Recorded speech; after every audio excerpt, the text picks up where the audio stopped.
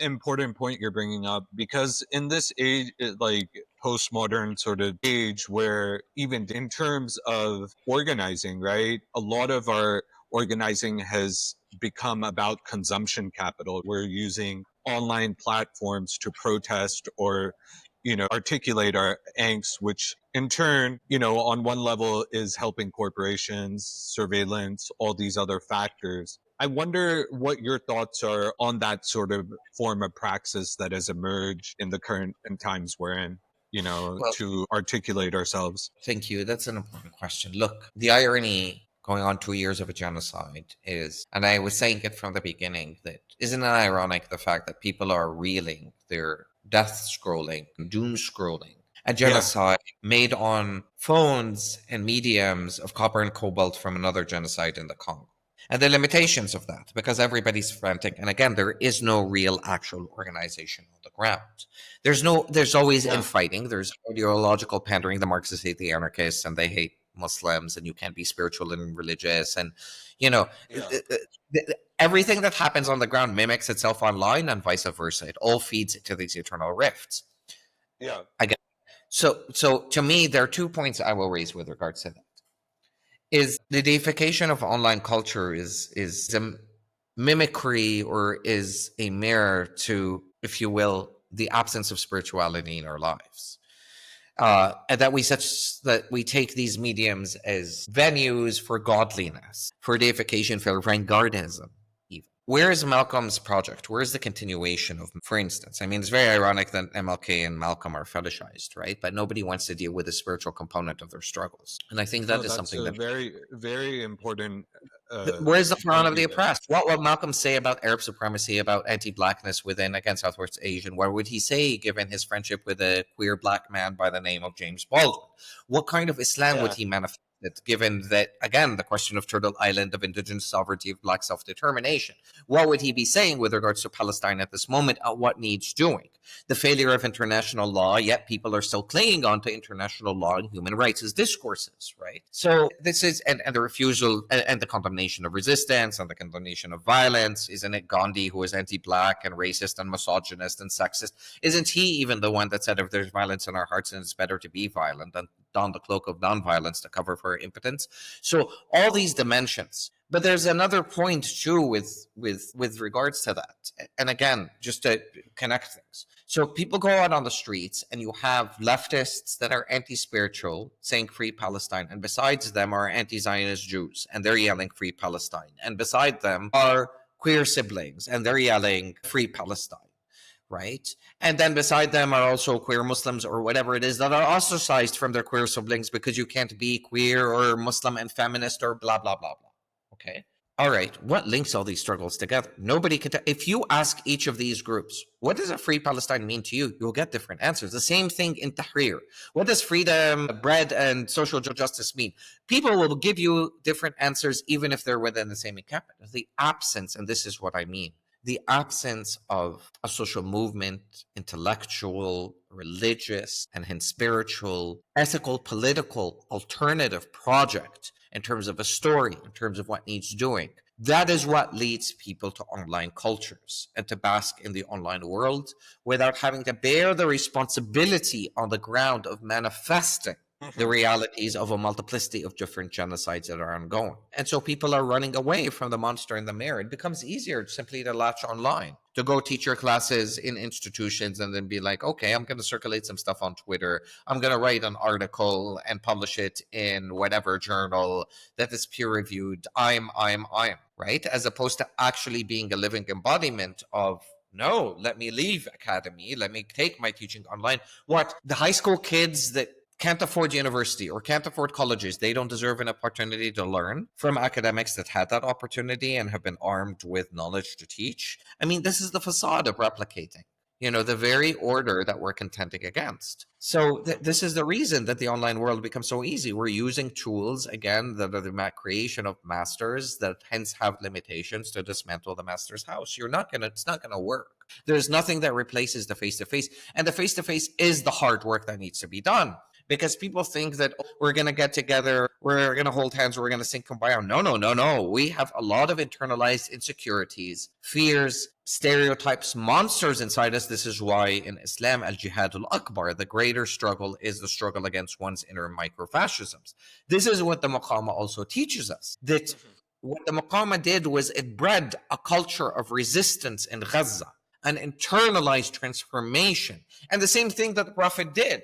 What did the Prophet do? When Islam was originally revealed, why did Allah subhanahu wa ta'ala say, no, you're not allowed to fight? It was easy for Arabs to fight. If somebody insulted somebody else, it was easy for people to engage with blood feuds. But why did Allah subhanahu wa ta'ala decree that Muslims engage in two hijras? First, a migration to Abyssinia, modern day Ethiopia. Then after that, because they had to learn to build an ummah of believers who alongside them shared spiritual, ethical, political commitments. They had to learn that. They had to transform themselves. They had to change. And Allah God does not change the people until they change themselves. Again, the mistake of Tahrir. People thought that revolutions had to deal with something outside them. No, they didn't. It wasn't about Mubarak. You can remove Mubarak and everybody will want to be, again, removing Mubarak doesn't displace God's space and power. On the contrary, it makes all of us demagogues vying for that space of the power, to want a piece of the pie, to want to be a third party that takes over the settler colonial state or whatever state in some kind of revolutionary way. The real transformation happens on the streets, right? And again, through creation of alternatives. How are you going to feed people? What are you going to do when somebody gets hungry? What are you going to do when somebody wants water? What are you going to do when somebody gets sick? If you don't have a plan, you've already lost that battle. And that plan requires, again, not only the creation of alternatives, but people desiring the transformation of their own lives, willing to contribute more than they are just willing to spare. So this becomes the key. How do I transform? When you look at all the examples, look at the example of the general, the Noir. Right? Yeah. Somebody who spent 22 years in prison and organized within prison. And his philosophy was, I'm not only going to change myself, Palestinian prisoners who don't have any education, they need to be educated. They need to learn Arabic. They need to learn Islamic studies. They need to learn biology and chemistry and physics and so on and so forth. And prisoners and the most disenfranchised were the backbone of the Maqama. So this is what becomes crucial. Where is that? Where is that, particularly amongst the diasporas? It's very sparsely and doesn't really exist. So it's very sad to see people replicating the same discourse, the same analogies, the same tactics without any kind of holistic strategy, let alone a transformation of their own ways of life. I think this is a very important point, and I want to return to your analysis of the legacy of Yahya Sinwar, General Yahya Sinwar. But I want to first unpack the concept of Maqama, and also discuss in communique number 1, you write, the Quran of the resistance is the Islam of the below. And you mentioned that already in this interview. What does it mean to center Islam from below? And how does this insurgent Quranic epistemology reshape how we think about Palestine, colonialism, and divine struggle? Thank you for that important question. Look, the Mujahideen are fighting, at least the Mujahideen in Gaza, are not fighting for a totalitarian Ummah. They're not fighting for a Palestinian state, from everything that I know, everything that I studied, everything that they are fighting for. Now, we need to distinguish between, as you noted, Islam of the below and Islam of the above. The Maqama is not a monolith. So let's be very clear about that. The axis of resistance is not a monolith. And of course, these days, because especially since Friday, and may Allah have mercy and accept the martyrdom of our Iranian people and siblings, but not all the axis is on one page. Let me just go back for a moment before I elaborate on why that's the case. Ansar Allah is an example of the Islam of the below. And so are the Mujahideen insofar as Gaza. Al-Qassam specifically. Look, what Yahya the general did is that in Gaza specifically, and having studied him, alhamdulillah, rather well, he fused the political with the military wing, particularly Al-Qassam. There was the political wing that existed outside, of course, Ismail Hani and others, and may Allah accept Ismail's martyrdom, because he was the only actually leader within the political wing outside that knew of that October 7th was about to go down. Nobody else really knew, for the level of secrecy, for a lot of different things. Traditionally speaking, the political wing tended at different phases to invest in the above, in the sense that they at certain points invested in a Palestinian state. They wanted a Palestinian state.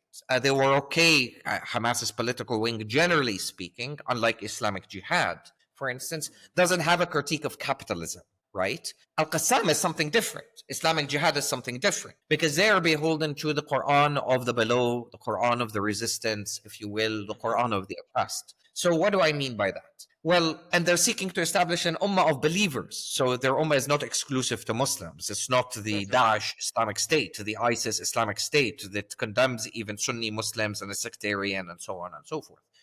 So Islam is one that centers the poor, the women, the elderly, the children. Because in the Quran, the word Muslim is only referred to, Ya ayyuhal muslimin wal muslimat. You actually only find it a few times, 5 or 6 times. But when Allah is speaking, generally Allah is saying, "O believers." Okay, what is the characteristics ontologically, epistemologically, ethically, and politically of the believer? When the one that does not corrupt in the earth, the one who cares for the land, that does not engage in israf and waste and tabzir, that centers the orphans, the poor, the elderly, etc. Well, that then is the believer. So this, you can find there are a lot of Muslims that are actually non-Muslims or non-believers because they're Zionists or whatever it is. And you find a lot of non-Muslims are believers but they embody Muslim characteristics, Muslim practices, etc. So this is where the Maqama is fighting for a world where all worlds fit, an ummah where all worlds fit. They're connected to the land. Look at the subterranean tunnels that they built. They are in touch with the earth. When Commander Deif says in one of his speeches that, "Look at me, I am as this tree that is planted whose roots are deep into the soil, that I shall leave behind 1,000 sporadic seeds upon 1,000 that will then germinate and blossom into all kinds of Jaffa oranges and olive trees." Right? This is the connection. Then you have the Islam of the above, if you will. So, for example, Turkey is an example of the Islam of the above. Hezbollah shifts between an Islam of the below and Islam of the above because Hezbollah at certain points became invested in the Lebanese state vis-a-vis the political party Amal. Before and after Samahat Sheikh Nasrallah had been assassinated. And his big mistake was the fact that he didn't think that the Zionists wanted a full-blown war, and there's a heavy price to pay for that. Of course, we'd be in a different situation if Nasrallah was still alive, but Allah decrees what Allah decrees in terms of foresight. But certainly Nasrallah grounded Hezbollah because Hezbollah was also a movement of the below. It also built alternatives for the movement, for Lebanese people, for Muslims, right? In terms of, again, alternative schools, hospitals, that sort of a thing. This is what I mean. But it also had investments in the state. And Islam of the below is not beholden to a state because it doesn't believe, because this debate existed within, if you will, Muslim movements for a very long time. It existed in Mohamed Iqbal's work, in Maududi, in Fazlur Rahman, etc.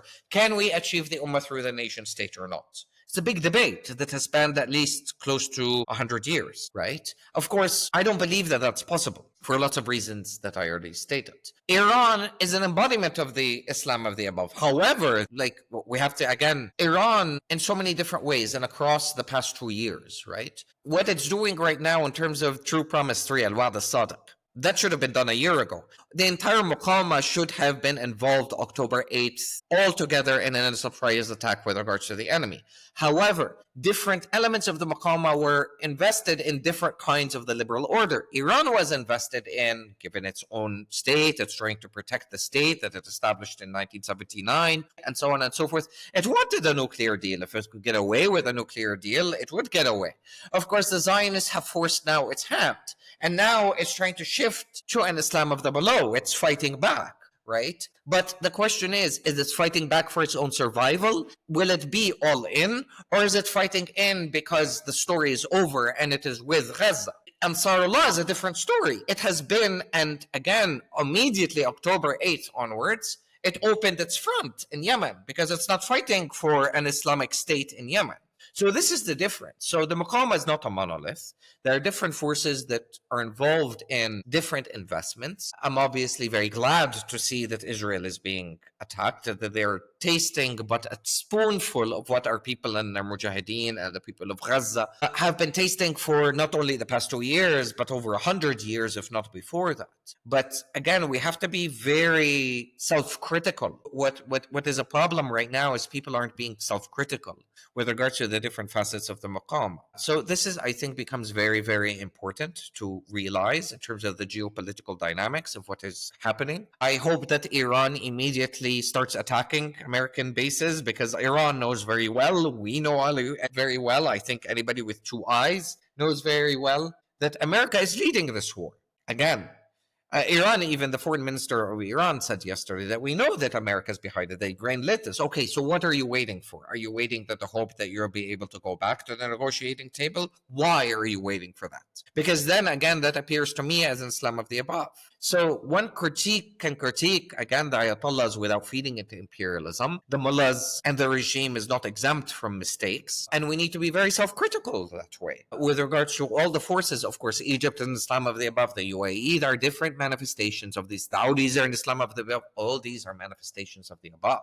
Right. So we just need to be very honest again. And I'm not here putting the UAE and Iran on the same scale, because certainly Iran has contributed in terms of providing logistical arms, in terms of at least in rhetoric, in terms of material support to the Maqama in Yemen as well as in Gaza. Absolutely. But this is where the distinction needs to be made. There's a question, there's a difference between, say, for instance, Qasem Soleimani and the regime. Qasem was an on-the-ground general, right, that helped with the building of the tunnels, that spent time in Gaza, that learned Arabic. This is what I'm saying in terms of the face-to-face engagements and building. And of course, as the general said, nobody can deny Iran's support of the Mujahideen in certain respects, but there were also limits, because Iran was trying to preserve certain elements of itself as a state. This is why even the talk of Iran, of Russia and China are not going to come to Iran's rescue. And they're not interested in being in this battle. China is surrounded in the South Asian Sea. Russia is dealing with its front in Ukraine. Although, Al-Shahid drones and rockets were provided to Russia in the context of Ukraine, we're not going to see. Russia knows that, again, Muslims want an Islamic Ummah. They want a Muslim Ummah, or they want an Ummah of some kind. They're against that project, or they're not interested in that project. The same thing with Pakistan. I released a statement the last 48 hours and saying, we're going to be down if India crosses into Iranian airspace. It's just like, okay, so you're waiting for that moment. Are you invested in this existential religious battle or not? Don't tell me if India gets involved. Hindu Tava and the Zionist regime and the Crusaders are one hand. So either get involved or don't. This becomes a question. The nuance here becomes very important in order to have a good geopolitical analysis. That's the difference between the Islam of the below and the Islam of the above. And I'm inspired, of course, with our Mujahideen. I'm very happy that the Zionist entity is facing what it's facing since Saturday. But this is why the investment on behalf of Iran has to be, we are all in, because this is what our people warrant. And let me just say this extra caveat. You will not be able to destroy Israel without destroying America. There is no way that will happen.